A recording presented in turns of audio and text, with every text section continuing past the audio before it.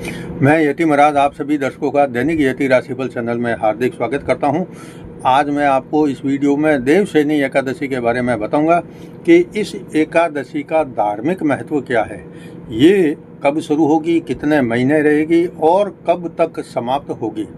अगर आपको वीडियो देखने के बाद में पसंद आए तो इस वीडियो को आप लाइक करना और ज़्यादा से ज़्यादा शेयर करना और नीचे कमेंट बॉक्स में जय लक्ष्मी नारायण ज़रूर लिखना। लेकिन आगे बढ़ने से पहले मैं आपसे एक निवेदन करना चाहता हूं कि अगर आपने अभी तक मेरे चैनल को सब्सक्राइब नहीं किया है तो सबसे पहले आप इसे लाल बटन दबाकर सब्सक्राइब करें और फिर घंटी के बटन को भी दबाएं, ताकि जैसे ही मेरा कोई नया वीडियो पोस्ट होता है तो आपको तुरंत सूचना मिल जाए और आप उसको सबसे पहले देख सकें। अब बढ़ते हैं आगे। इस साल 2026 में देवशयनी एकादशी दिनांक 25 जुलाई 2026 शनिवार को है। एकादशी की शुरुआत जो है एक दिन पहले 24 जुलाई शुक्रवार को सुबह 9:14 से शुरू हो जाएगी। एकादशी तिथि जो है समाप्त होगी वो 25 जुलाई शनिवार को सुबह 11:36 पर समाप्त होगी। इसलिए इस साल देवशयनी एकादशी 25 जुलाई को मनाई जाएगी। आगे बढ़ने से पहले मैं एक निवेदन करना चाहता हूं कि अगर आप मेरे से फ़ोन पर संपर्क करना चाहते हैं तो नंबर जो 9462575291 ये नंबर आप स्क्रीन पर भी देख रहे हैं। इस नंबर पर आप मुझे केवल रविवार को सुबह 10 बजे से 11 बजे के बीच में फ़ोन कर सकते हैं और कोई एक ज्योतिषीय सवाल भी पूछ सकते हैं। यह नंबर व्हाट्सएप का भी है मेरे। अगर सप्ताह के बीच में कोई अति अर्जेंट सवाल है आपके पास में जिसका आप रविवार तक इंतज़ार नहीं कर सकते तो आप मेरे व्हाट्सएप पर संपर्क कर सकते हैं, फ़ोन ना करें। इसके अलावा पूरे सप्ताह में आपको अगर कोई अपनी कुंडली आदि पूछनी है तो आप मेरा जो शुल्क है वह भरकर सप्ताह में कभी भी पूछ सकते हैं। अब देखते हैं देवशयनी एकादशी का महत्व क्या है, कब तो मैंने बता दिया है, और इसका धार्मिक महत्व आदि क्या है, इस दिन क्या करना चाहिए, कैसे करना चाहिए, ये कब तक, इसका असर कब तक रहेगा, ऐसा सब मैं आगे बता रहा हूँ। आप ध्यान से सुने क्योंकि देवशयनी एकादशी का पूरे साल की एकादशी में से एक है तो इसका महत्व बहुत बड़ा होता है।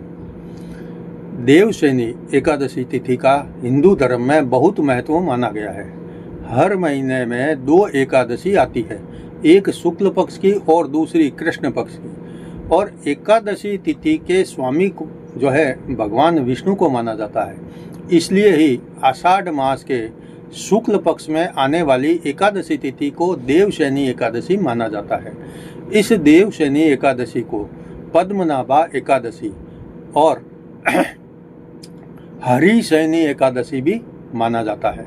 शास्त्रों के अनुसार ऐसा माना जाता है कि भगवान विष्णु इस आषाढ़ मास शुक्ल पक्ष की एकादशी को 4 माह के लिए विश्राम करने चले जाते हैं, अर्थात सो जाते हैं। इसलिए ही आषाढ़ मास शुक्ल पक्ष की एकादशी को देवताओं के शयन काल की शुरुआत माना जाता है और इस साल 25 जुलाई को देवशयनी एकादशी मनाई जाएगी, जब भगवान विष्णु योग निद्रा में चले जाएंगे।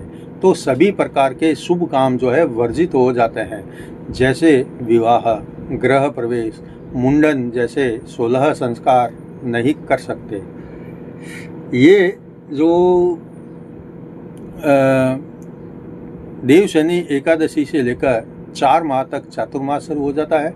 तो 25 जुलाई से चातुर्मास यानी 4 महीने का चातुर्मास शुरू होगा। 4 महीने देवता सोए रहेंगे, कोई शुभ काम नहीं होगा।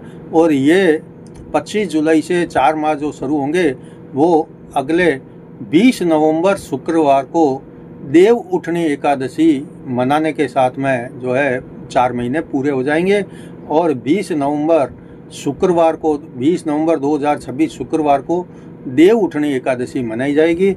इससे सारे देव जो है अपनी नींदों से जाग जाएंगे और फिर से 20 नवंबर के बाद से या 20 नवंबर से जो है शादी, विवाह, गृह प्रवेश, मुंडन आदि जो 16 संस्कार होते हैं उसमें वो सारे कर्म शुरू हो जाएंगे और भगवान विष्णु भी अपनी योग निद्रा से उठेंगे। तो फिर से सभी प्रकार के शुभ काम की शुरुआत हो जाएगी और विवाह आदि होने लगेंगे। अब देखते हैं कि हिंदू धर्म शास्त्रों के अनुसार देवशयनी एकादशी के दिन भगवान विष्णु जी की पूजा अर्चना करना चाहिए। इससे बहुत अच्छा शुभ फल मिलता है, जीवन में सुख समृद्धि आती है और भगवान विष्णु का आशीर्वाद मिलता है।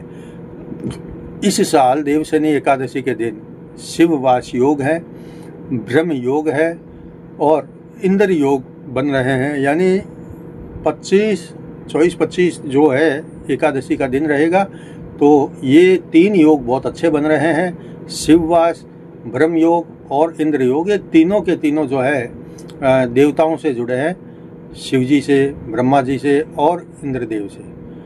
देवशयनी एकादशी का धार्मिक महत्व भी बहुत बड़ा माना जाता है।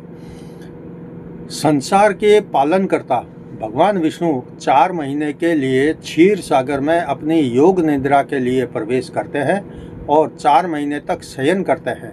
तो इन 4 महीनों को शास्त्रों में चतुर्मास कहा गया है और इन 4 महीनों में तपस्या, तप, साधना करना बहुत अच्छा माना गया है।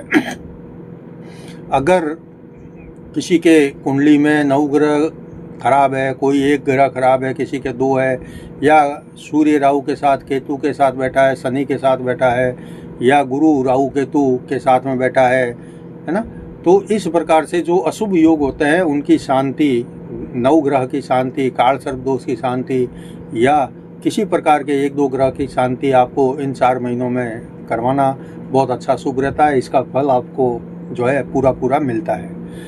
आषाढ़ मास की एकादशी से जो 4 महीने का चतुर्मास शुरू होता है, उसमें जो साधु है, सन्यासी है, यति है, मुनि है, ऋषि है या कोई योगी है या कोई तपस्वी है, उनके लिए पूरे 4 महीने का चतुर्मास शुरू हो जाता है। और ये सभी साधु, संत, सन्यासी, मुनि, यति, ऋषि, योगी, तपस्वी 4 माह तक एक स्थान पर स्थिर रहकर अपनी तपस्या साधना करते हैं।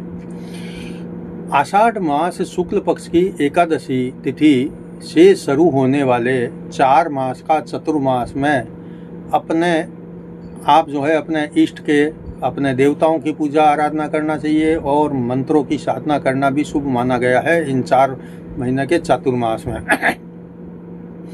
गृहस्थियों को इन 4 महीने में धार्मिक किताबों का पढ़ना ठीक रहता है।